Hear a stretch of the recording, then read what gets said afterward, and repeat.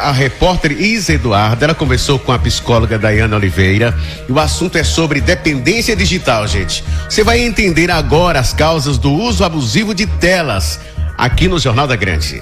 Doutora, por que as pessoas estão cada vez mais dependentes do celular? A dependência, em aparelhos eletrônicos, ela é multifacetada.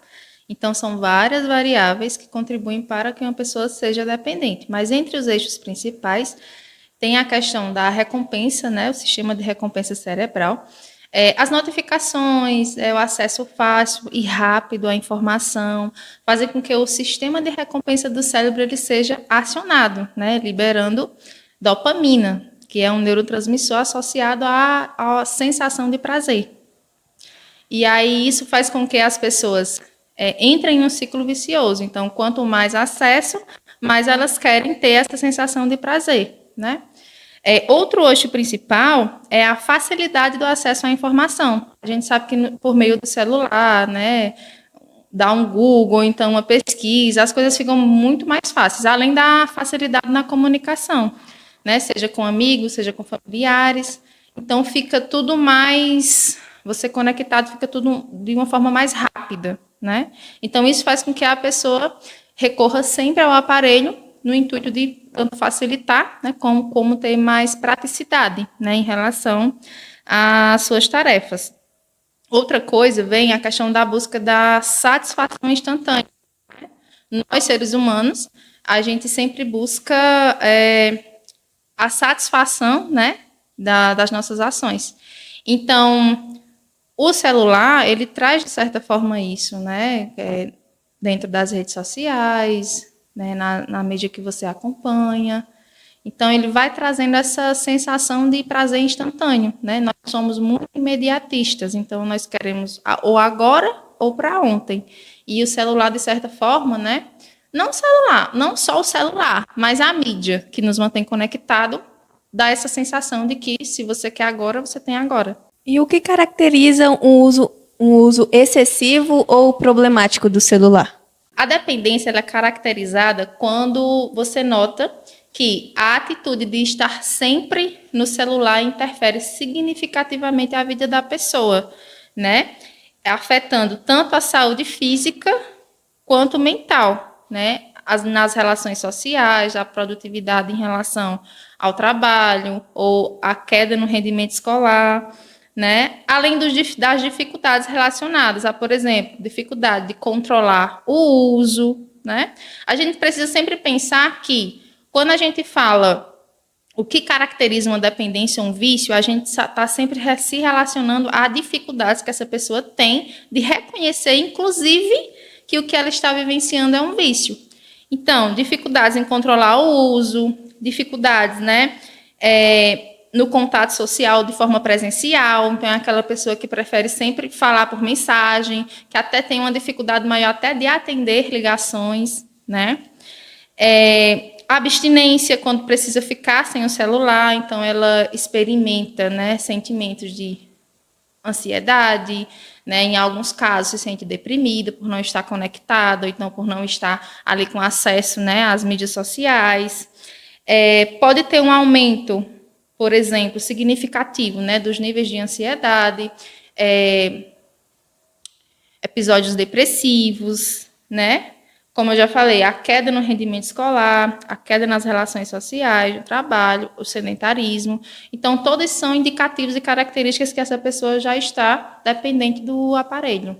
Doutora, qual é a diferença entre o uso frequente e o vício no celular? Acredito que o equilíbrio que essa pessoa tem, em relação ao uso do celular. Por exemplo, a pessoa que usa o celular para o trabalho. Um exemplo, vocês, Vocês sempre precisam do celular, por exemplo, para se orientar em uma entrevista, para fazer uma gravação. Então, o celular faz parte do trabalho de vocês. E qual a diferença de uma pessoa que é viciada no celular? Todas as atividades ela precisa do aparelho para fazer. Por exemplo, se ela está em casa, ela vai fazer um café, então ela está ali olhando o celular enquanto faz o café. Ela vai no banheiro, então ela leva o celular enquanto ela está fazendo as necessidades, ou então até no banho tem pessoas que têm dificuldade de ficar longe do aparelho. Então leva ali o aparelho para estar ouvindo alguma coisa, acessando. né? Então, eu acredito que a diferença entre o uso frequente e a dependência é justamente a pessoa saber dosar esse equilíbrio. O que é que ela pode fazer, né? Que ela precisa realmente do celular e o que é que ela não precisa, que ela poderia fazer lançando mão de outros recursos ali que estão disponíveis, né? No dia a dia dela. Então, eu diria que essa diferença é realmente a dosagem, o equilíbrio que essa pessoa tem em relação ao uso. Quais os sinais que indicam que a pessoa pode estar desenvolvendo uma dependência digital? A dificuldade de ficar longe do aparelho, né? Uma ansiedade excessiva diante de ter que ficar sem acesso ao telefone, irritação constante ao ficar afastada do aparelho, perda de interesse nas atividades presenciais, né? Ela prefere sempre estar usando o telefone e não está socializando, né? Isso acontece, assim, é mais comum de você notar na infância e adolescência, né? Porque na fase adulta, como a gente está, assim, cada um mais no seu quadrado, digamos assim, né? A gente tem a nossa vida, o trabalho, na família, cada um tem a sua função específica, né? Mas na infância e na adolescência, onde as pessoas estão ali mais em grupo, né, tem aquela convivência mais de grupo, a gente consegue notar, né, que, por exemplo, as crianças elas estão preferindo ficar quietinhas, acomodadas, ou no joguinho, ou assistindo, do que interagindo com outras crianças, né? E assim também os adolescentes. Outro sinal também de dependência é a queda de rendimento escolar, né? As notas da criança e adolescente caem muito, até adultos, né, universitários, as notas tendem a cair. E uma outra questão também de agravos da saúde como um todo, né, vem a questão do sedentarismo, que a pessoa opta, né, por fazer atividade sempre ali, conectado, e não atividade física, por exemplo. Quais os principais impactos psicológicos do uso desenfreado do celular? Existem vários, né? Como a gente conversou lá no início, a dependência, né, em tecnologias, né, no dispositivo celular, ela é multifacetada. Então, os impactos também são diversos. Isso vai depender da pessoa que a gente está falando, que a gente está observando que está dependente.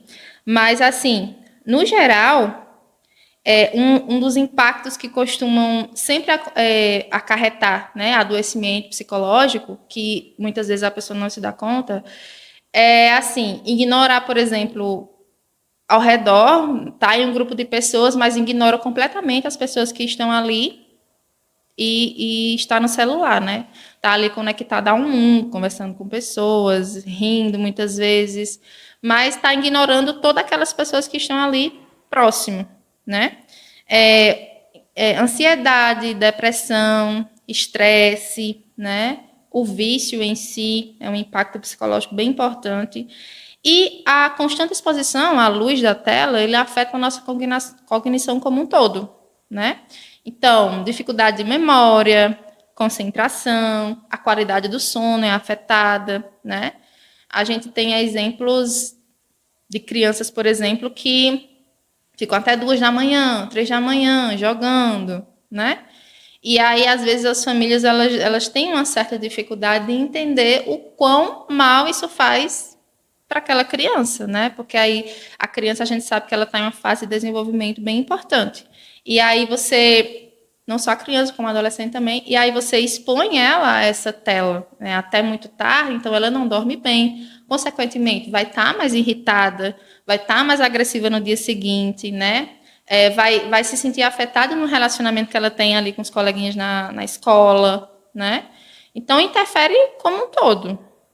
Além disso, também tem um impacto bem importante na questão da autoestima, né? Você está se comparando o tempo todo com outras pessoas, e aí vem aquela sensação, muitas vezes, de frustração por não conseguir atingir aquele ideal, né? Aquele ponto que você acha que é um ideal de pessoa, né? Tem essa questão da pressão de se comparar, né? Você está sempre se comparando com outras pessoas. A falta de interação social e o sedentarismo, né? Que é um ponto que todos os questionamentos tocado, né? As pessoas que são dependentes de aparelhos eletrônicos, telas, elas são bem mais sedentárias. E isso traz consequências para a saúde física, né? Tem a questão também da interferência na alimentação, as pessoas estão cada vez mais sempre comendo diante da tela, né? Assistindo algo e comendo, ou conversando com alguém e comendo. E isso afeta, inclusive, como que essa pessoa, o tempo que essa pessoa leva para se sentir saciada. Ela acaba comendo, às vezes, mais do que ela necessita. E aí o fato dela não estar fazendo uma atividade pode acarretar outros agravos à saúde. Quais medidas precisam ser tomadas para mudar essa realidade? Enquanto seres humanos, a gente busca por conexão, né? Nós buscamos estar conectados. E o que nos conecta felizmente ou infelizmente, é a nossa vulnerabilidade. Então, existe toda uma mídia, né, que trabalha em cima desse ponto. Né? Então, se eu for falar de maternidade, eu vou lá e começo a falar da sobrecarga materna, que é uma vulnerabilidade que vai, né, atrair essas mulheres. Falando de um exemplo hipotético, mas então o que nos conecta é justamente essa nossa vulnerabilidade, né, enquanto seres humanos. Então, eu diria que para lidar com essa questão da dependência, é crucial limitar o tempo, né, que essa pessoa fica na tela. Se a gente estiver falando de criança e adolescente, estabelecer um horário que essa criança e essa adolescente pode usar o celular. E se a gente está falando de adultos e idosos, é realmente trazer uma reflexão, né, do impacto que isso tem na saúde como um todo. Né? E o que pode facilitar isso, né, de limitar o tempo? Desativar as notificações desnecessárias. Para quem trabalha fazendo uso do aparelho, né, ter 2 números, um número de trabalho, outro número para quando você não estiver no trabalho, para fazer com que o trabalho não esteja sempre batendo à sua porta, né, fazendo com que você esteja sempre tendo que responder a alguma demanda, né, do ambiente de trabalho. Buscar atividades alternativas que não envolvam, né, o uso de telas, né, jogos em família, né, ter um tempo de qualidade familiar, atividade física, atividades que não necessariamente, né, faça com que você precise estar conectado. Né? Educar em relação às telas, né? Então, ver a questão de refletir sobre o uso constante, né, o motivo de você estar usando, né, o porquê você está usando, né, se realmente é necessário. Falar sobre as consequências desse uso desenfreado, eu acredito que é um ponto bem importante para fazer com que as pessoas elas reflitam, né, se elas mesmas estão fazendo esse uso de uma maneira doentia, vamos dizer assim.